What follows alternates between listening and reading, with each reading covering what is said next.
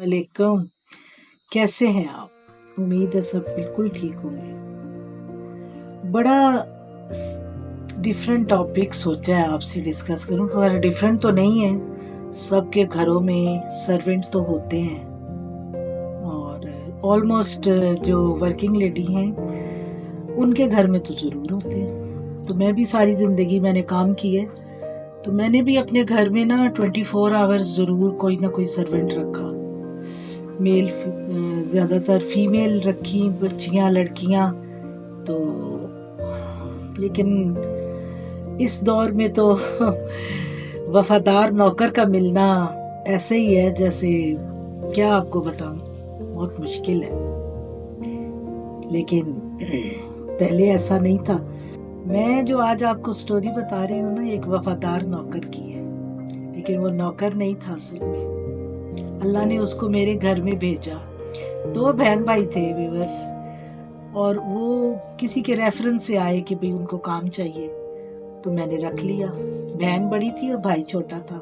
16 साल का लड़का था और बहन कोई होगी कोई 24 साल की, अनमैरिड थी, लेकिन बड़े खानदानी लगते थे। उनकी बात करने का तरीका, लहजा बड़ा अच्छा लगता था।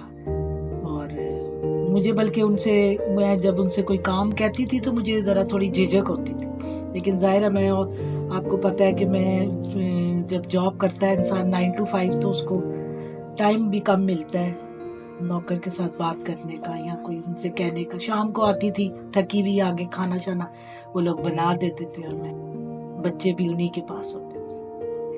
कुछ 1-1.5 महीना उन्होंने काम किया, तो उन्होंने मुझे थोड़ी सी अपनी स्टोरी बताई कि मुझे कहा कि बाजी, हम काम वाले नहीं है, बस जिंदगी ने हमें मतलब मजबूरी ने कुछ ऐसा किया है कि हम मजबूर हो गए हैं काम करने के लिए। हम तो बड़े जमींदार थे। फिर मैंने सुनी अनसुनी कर दी।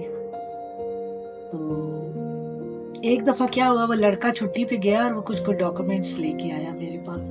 उसने मुझे दिखाए तो वाकई उसकी जमीन थी जो कि उसके चचा ने उस पे कब्जा किया हुआ था। तो मैंने बस किसी से बात की और अल्लाह ने उनका काम कराना था मेरे और रेफरेंस से। तो वो क्या हुआ कि वो उसका काम बन गया। मेरे पास उन्होंने 1.5-2 महीने काम किया, फिर उनकी मदर की तबीयत ख़राब होगी और वो चले गए। लेकिन वो जो डॉक्यूमेंट्स थे वो मैंने आगे फॉरवर्ड कर दिए थे जिनको देने थे। उन्होंने उसका केस भी आगे फॉरवर्ड।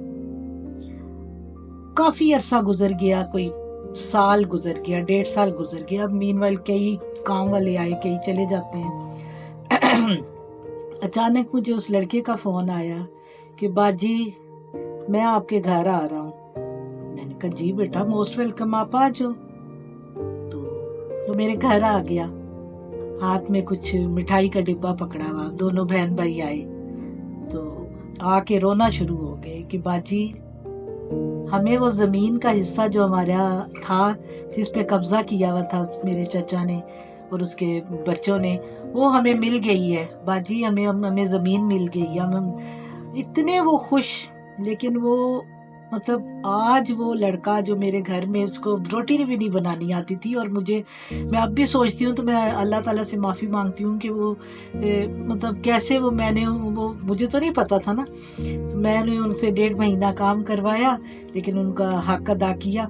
लेकिन अब इस वक्त, कल उसकी कॉल आई है, आती रहती है मीनवाइल कॉल। बीच में मैं बीमार रही हूँ तो मैं फ़ोन ज़रा कम सुनती थी, तो कल मैंने उस अननोन नंबर उठा लिया। तो उसने कहा बाजी, मैं बड़ा था, अपसेट था, तो मेरी बड़ी बहन की तो शादी हो गई है, लेकिन आप फ़ोन नहीं उठाती थी। मैंने कहा बेटा, मैं अननोन फ़ोन नहीं, नंबर से कॉल नहीं उठाती। उसने मुझे बस फिर अपनी बातें बताई कि मेरे पास बाजी 5 मुरब्बे ज़मीनें हैं। मैं पहले नौकर था आपके घर, आज मेरे पास 10 नौकर हैं और आप मेरे पास आए, मैं आपकी खिदमत करूं। खैर, मुझे कोई खुशी होती हुई उसकी बातें सुन के कि अब इस वक्त अल्हम्दुलिल्लाह वो गाड़ी उसकी अपनी है, घर तो पहले ही उनका छोटा सा था, बड़ा घर ले लिया है और ज़मीनें हैं, मुंजी, वो गंदम सब कुछ बेचते हैं और 10-10 नौकर उसके आगे पीछे हैं। तो अब आ जाती है उन नौकरों के बारे में बात جو کہ 1 مہینہ 2 مہینے کام کرتے ہیں، پھر ان کا کوئی رشتہ دار بیمار ہو جاتا ہے، وہ بہانے سے سیلری لیتے ہیں اور یہ بھی نہیں بتانا پسند کرتے کہ ہم نہیں آ سکتے، اور بیچ مجھدار میں ہم لوگوں کو چھوڑ کے چلے جاتے ہیں۔ یہ یونیورسل مسئلہ ہے، یونیورسل تو نہیں میں کہہ سکتی کہ انڈیا پاکستان، انڈیا کے بارے میں بھی کچھ نہیں کہتی کہ وہ زیادہ لوگ رکھتے ہیں نہیں رکھتے نوکر، لیکن پاکستان میں جو بھی ہے، جو بھی میری طرح کوئی ڈسا ہوا ہے وہ ضرور مجھ سے ایگری ضرور کرے گا کہ نوکر ذرا سی بات پہ وہ میڈیا والے ان کو دیکھ لیتے ہیں اور وہ سمجھتے ہیں کہ پتہ نہیں، خیر ہوتا بھی ہے، کچھ لوگ ہوتے بھی ظلم بھی کرتے ہیں، لیکن زیادہ تر لوگ ایسے نہیں ہوتے، زیادہ تر لوگ ایسے ہی ہوتے ہیں جو ہم جیسے ہوتے ہیں، جن کو نوکر چھوڑ کے چلے جاتے ہیں، اور وہ ان کے جھوٹ اور ان کے دھوکے بازی کے